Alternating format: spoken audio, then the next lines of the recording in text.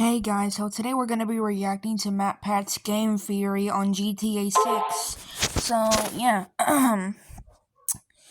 do you guys like GTA 6? Because I do. I think the graphics look amazing. So yeah, like I said, the only problem that I have with it is that it's a little too similar to GTA 5. But other than that, like, it's a good game.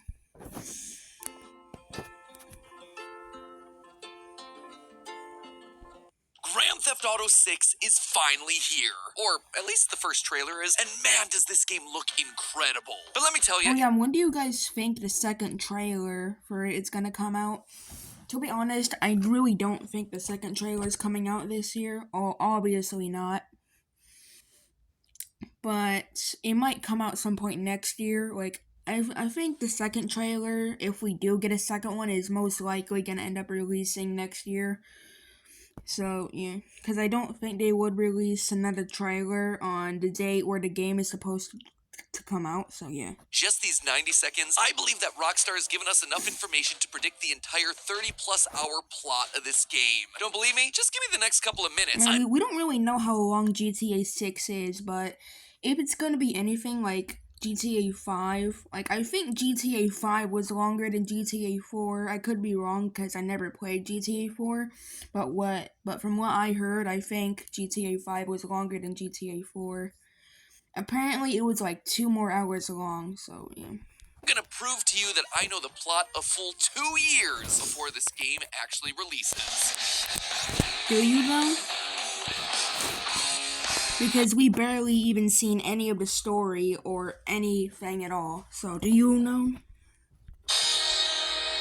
Hello, Internet! Welcome to Game Theory, where if this is our standard for goodness, then no wonder this country's screwed. And who would have thought that after this insane year of gaming, we'd go out on such a huge bang? It's like Rockstar saw the successes of Tears of the Kingdom, Baldur's Gate 3, Spider-Man 2, and just said, hold my Mountain Dew. It's not even a game release. This thing's a trailer, and the internet just up and forgot about all those actual games and is now obsessed with analyzing this Rockstar trailer frame by frame to learn everything they can about GTA 6. And so you know when people start analyzing things frame by frame, we had to get in on that action. I mean, it is kind of what we're known for over here. Yeah, now that I think about it, it's gonna be really sad to see GTA 5 die out after GTA 6 comes out. Cause yeah, it will be like super exciting and all that to see GTA 6 finally come out, but it's also gonna be sad because you know that you're never gonna play GTA 5 again because, well, nobody's gonna be doing it. No, hello neighbor. No, down. Bad boy. No, not your turn. So I sat down and looked at every picture, every line of dialogue, every possible detail to see what I could learn about this newly anticipated game. And I was shocked that despite only having 33 words spoken in the entire trailer, the game's whole plot was laid out bare in front of us. Our lead character's story has already been foretold. A story of drama, You know what I just thought of? Since this trailer was mostly focused around Lucia, well, not like, well, she barely even got any screen time either. But we got a lot more. Like, she got a lot more screen time than Jason did, in my opinion. But since this trailer mainly focused around Lucia, I think if there is another trailer, it might focus around Jason, and we might get to hear his voice more. Because he only said one word, and that was it. and ultimately betrayal. Spoiler alert, friends, there are no happy endings in this one. So have your getaway cars ready, theorists. I've got a feeling we're gonna have ourselves a 5-star wanted level after I give away the secrets of GTA 6. The first and most obvious piece of evidence coming out of this trailer is probably the backing track. So let's just start there. Music is one of the most important parts of any trailer. It's gonna help set the tone, it's gonna emphasize the setting, the location.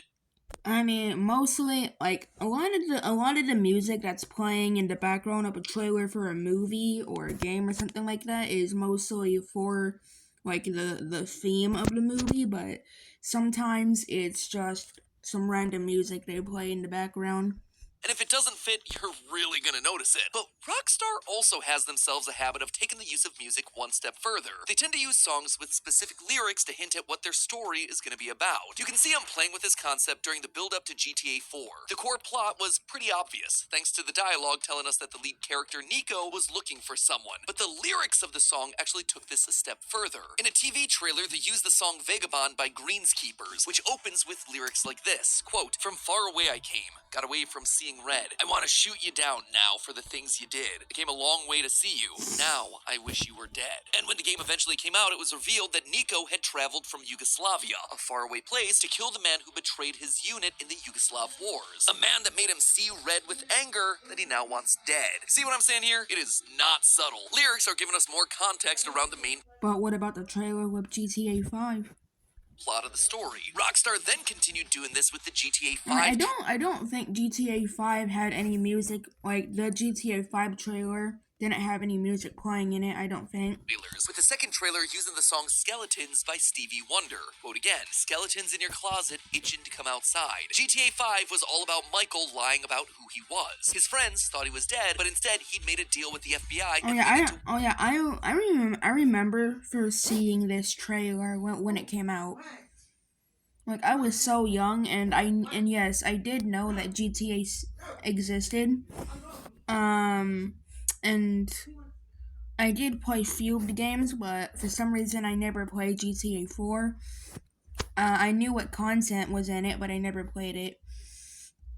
But when this first came out, I was so excited from the way it looked. Like, just a story about a guy who lied to his friends about his death and all that was crazy. Witness protection. And when the song goes on to say, she said it wasn't polite to tell a white one, he said one white lie turns into a black one. It's all about how Michael omitted the truth, telling small white lies to the people around him, which continued to grow into bigger and bigger lies, black lies, leading to massive altercations. Now, looking back at this trailer now, I gotta admit, this game did not look good at all. Like, back then, it may have looked good to everyone, but now... And depending on the ending you chose, the ending of one of the characters' lives. So what song then is giving us all the information for this new GTA 6 trailer? Well, it's called Love is a Long Road by Tom Petty. And the lyrics are coming from a man's perspective, singing about a woman that he loves. In the trailer, we're introduced to our two lead characters, Lucia and Jason, who appear to be romantically involved, which leads me to believe that this song is about them and their relationship, told from Jason's perspective. The first verse of the song uses lines like, "There was a girl I knew. She said she cared about me. She tried to make my world the way she thought it should be." And we see exactly this happening throughout the trailer. Lucia is the one running the show. She's the one doing most of the talking, giving us a big speech about how they need to stick together. She's the one counting the money in the car. And when they're robbing convenience stores, she's the one leading the charge. That's why all these lyrics feel so passive and more focused on what she thinks is best rather than what he wants. She tried to make my world what she thought it should be. So the fact that the lyrics are lining up with what we see in the trailer means that the rest of the lyrics in the song could probably be offering us more clues about what to expect in the game. For starters, we know that their relationship will eventually come to an end. The lyrics from the third verse say, "It was hard to give up. Some things are hard to let go. Some things are never enough." Notice that it's all being said in the past tense. This long road of love that this couple was on, it's over now. But why? Well, let's again look back at the lyrics. Some things are hard to let go. Some things are never enough. It seems to be referring to their lives as criminals. Either the money that they're getting or the thrill and adrenaline here is never enough. There's always got to be just one more heist. The trailer places an emphasis on money in the final few shots. We get a nice big close-up of Lucia holding a big old wad of cash in the front seat as the police drive past. And we only see him pulling out guns in convenience stores. Places where the only thing you're going to be taken is petty cash from the register. It's likely that one of I already know a couple of days before this game comes out, or maybe a day before, just like the trailer, the whole game is gonna get leaked. Or maybe just the beginning, or maybe the ending. I already know that's gonna happen. wanted to get out of this Like, some way, somehow, it's gonna get leaked, just how the trailer did. life, and the other one kept them in. We also get the line, "I'll give her one more chance." In fact, we actually get that line twice, which solidifies the idea that this is all about Lucia. She's the one calling the shots and seems to be the one that's more focused on doing just one more heist. But Jason, well, it seems like Jason may have other plans. You see, when looking back through the trailer, I noticed that Jason's face is never fully shown. It's always obscured in some way. The two major shots of him are in the car and during the ending motel scene. Both times, we only get to see one half of his face. This is classic あら、全部吹き飛んじゃいましたね。 Bro said his face is never fully shown when we literally see his full face at the end of the trailer.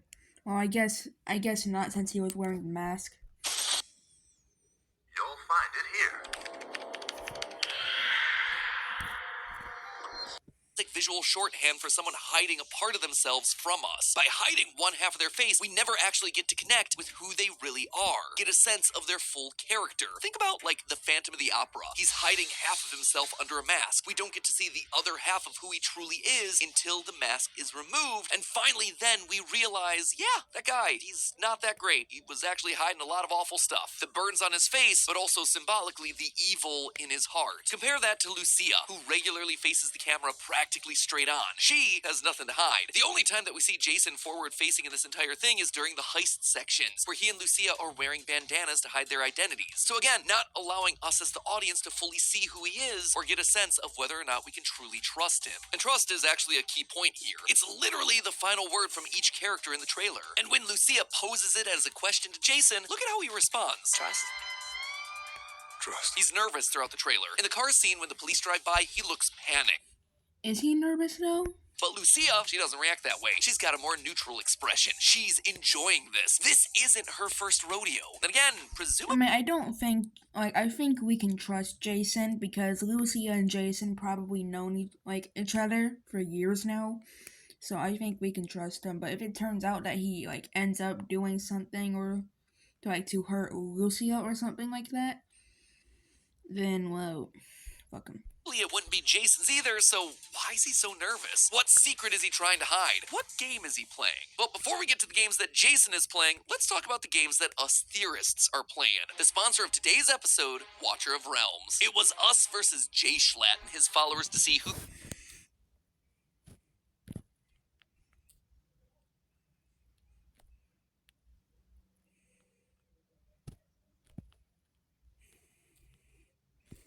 Oh my god, dude, Who's the boss? You're... This dude sponsors half of the video. So now I should probably explain what I mean about Jason playing games with Lucia. You see, I wasn't the only person to notice that Jason was If it gets revealed that he's cheating on her and he was just using her, that would be fucked up, and everybody would hate Jason. Well, not everybody.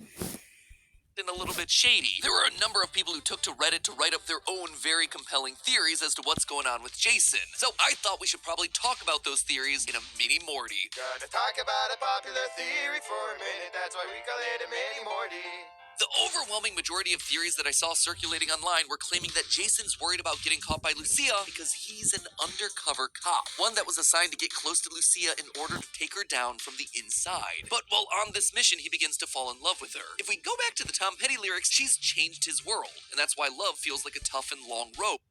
I mean, I don't think he's an undercover cop. I really don't. That wouldn't really make sense because they probably known each other for a long time, and I'm pretty sure if he was an undercover cop, his cover would have been blown by now, and she would have knew.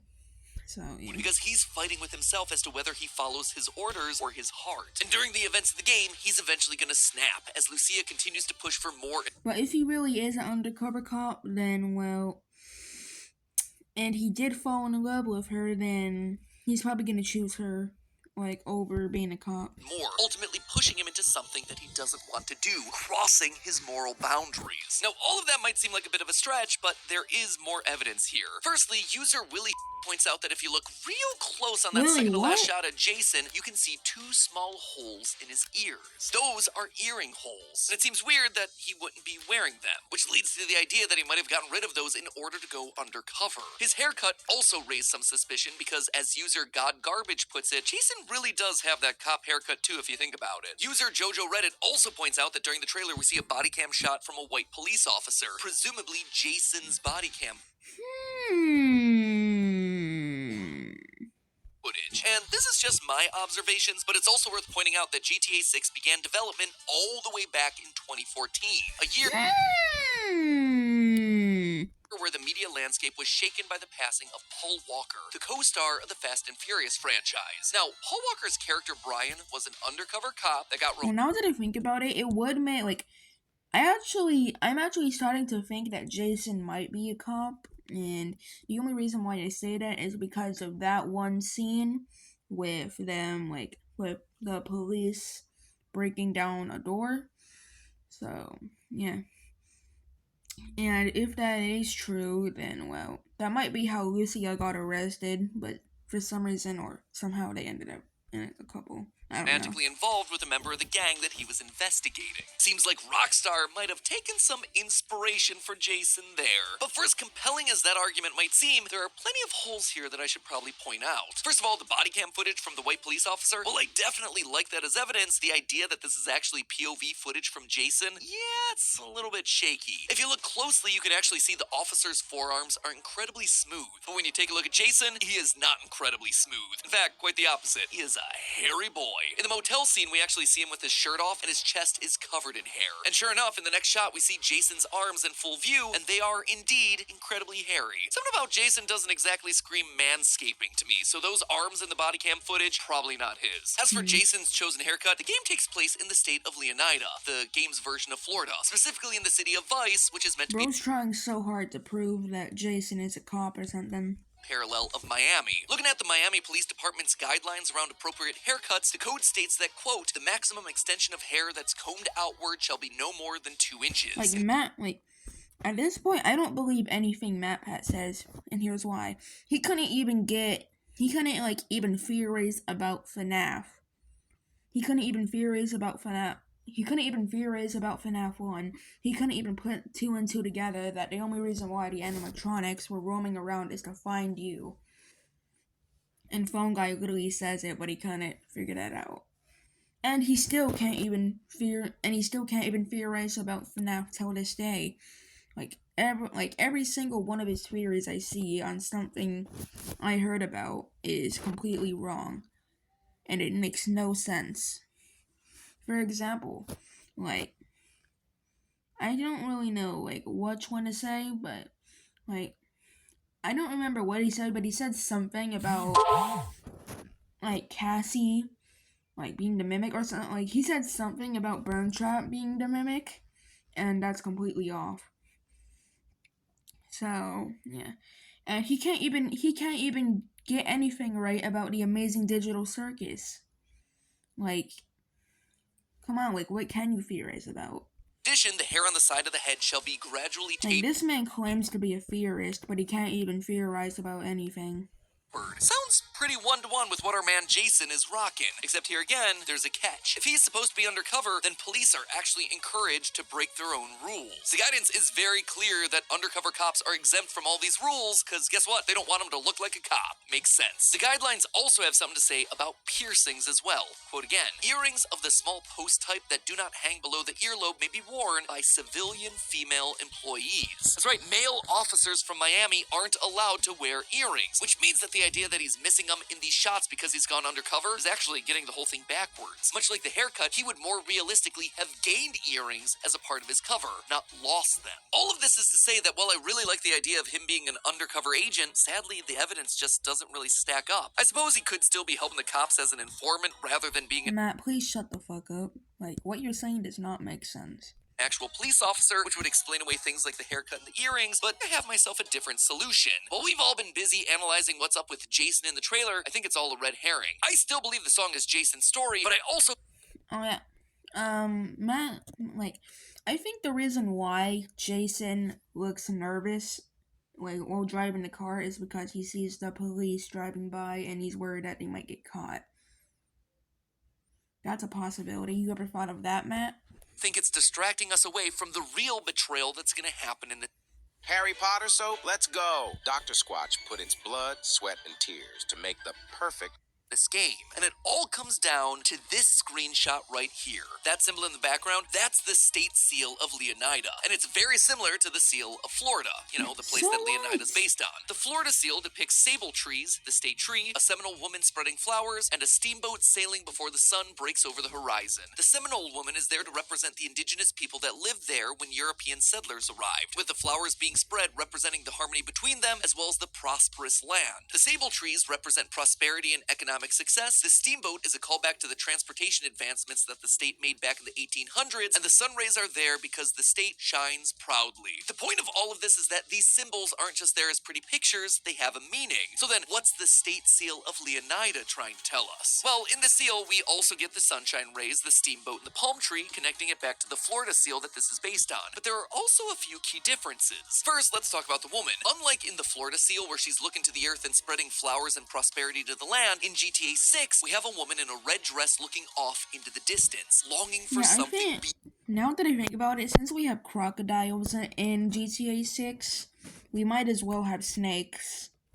Like, beyond the land that she's currently standing on. This would match what we were saying about Lucia earlier in the video. She's longing for something more. Things are never enough for her. It's always going to be just one more heist, one more payday, and then they're going to be able to leave this place and start a new life. But then take a look at the rest of the image. There's a snake hanging from a tree behind her. A snake in a tree is always going to be symbolic of one thing, the Garden of Eden, where Satan took the form of a snake and tricked Eve into eating from the tree of knowledge. This then leads to the original betrayal, where the woman Eve betrays Adam, leaving the couple to get yeeted out of the Garden of just because there's a snake on a tree doesn't mean they're talking about this. Eden by God. Snake in tree equals deception. Lies being whispered into the woman's ear, promising her good things that'll actually lead to tragedy and downfall. The woman in the seal wearing red is also interesting. Red is symbolic of anger. It's symbolic of evil. It's symbolic of temptation. Remember that scene in The Matrix where Neo sees a woman in red, but then he looks back at her and it's suddenly an agent pointing a gun at him? It's evil hiding in plain sight. It's betrayal. There's also the classic biblical example of a woman wearing red, the whore of Babylon. She's a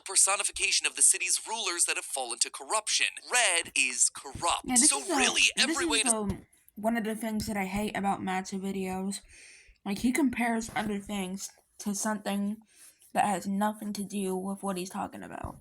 Sunday, this seal is trying to tell us that the woman here is a betrayer. She's wearing red, she's looking out into the distance to get away, and she's being tempted by a snake. That woman, I suspect, is Lucia. Think about what we see of her throughout the trailer. She starts off in a prison meeting with a counselor, but the next thing we know, she's out on parole with an ankle bracelet. I would bet that they offered her a chance to get out, maybe to even have a chance at a clean record and to start a new life, so long as she helps take down the gang that she works with. Lucia took a plea deal from the police. She made a deal with the devil, so to speak, and so she'll be the one to ultimately betray Jason, just like Eve did in Eden. Take one last look at that seal, though. Notice anything else that's different from Florida's? Right there. That right there is an alligator attacking someone, which at first might just seem like, yeah, obviously there's an alligator, we're talking about Florida. But I wouldn't be so quick to jump to that conclusion. If the woman in red is meant to represent Lucia, then the person in white standing next to her must represent the person that's closest to her, Jason. Him wearing white is a symbol of his innocence in this whole thing, and the fact that he's being attacked by an alligator in the seal is symbolic of him being sacrificed. He is literally being fed to the wolves, or I suppose the alligators. It's her turning in a loved one to the police, a betrayal for her own self-preservation. She's the Man can't theorize for shit.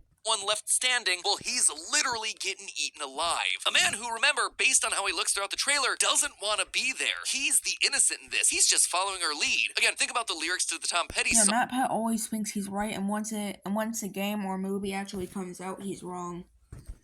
She said she cared about me. She said she cared, but did she really? No, it was all an act. So then, does Lucia get off scot-free? Nope. Remember, again, the symbolism that we're talking about here. Eve listens to the devil, Satan, the snake in the tree that's feeding her lies. The snake gets her to betray Adam, sure, but they both wind up suffering the consequences. They both lose. And I suspect that that's going to apply to Lucia here. She listens to the cops. She betrays Jason thinking that it's going to be the thing that gets her off, gets her to escape to a better life, but it's going to backfire. She's going to be taken down too. That's why she's left on the shore longing for a new life, but never actually getting one. She's stranded. In the end, she chooses to work with the snake, but just like we see on the seal, that snake is ready to bite. Am I right? Am I wrong? I guess we'll see in 2 years. But hey, that's just a theory. Okay. Are you right, bro? Buddy, you're always wrong about something.